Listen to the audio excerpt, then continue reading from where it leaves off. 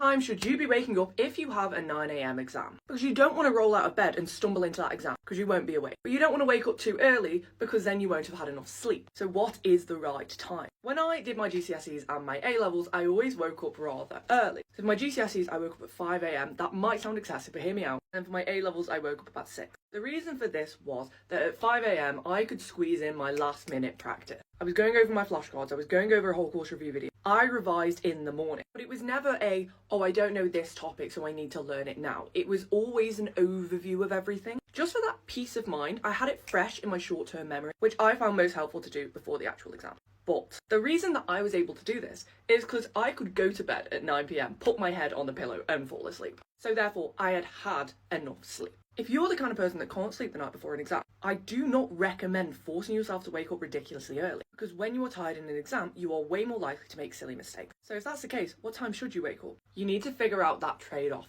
Are you going to benefit in that exam from having that extra sleep, or are you going to benefit from having that extra revision? What works for you? Because some people revising in the morning will just stress them out, but for some people revising in the morning and covering everything gives them some peace of mind, like it did me. Rule of thumb, you need to wake up at least an hour and a half before that exam starts. You need to have breakfast, even if it's just something like, I know when you're really nervous it's difficult to eat, I used to just have a couple of pieces of toast, having something to maintain your energy levels throughout that exam. And giving yourself a good hour to wake up. So there is no definitive you need to wake up at this time. Hopefully you can take inspiration from what I did, so you need to figure out for yourself whether the extra sleep will help improve your mental acuity, or whether the extra revision will help improve your peace of mind and getting things into your short-term memory.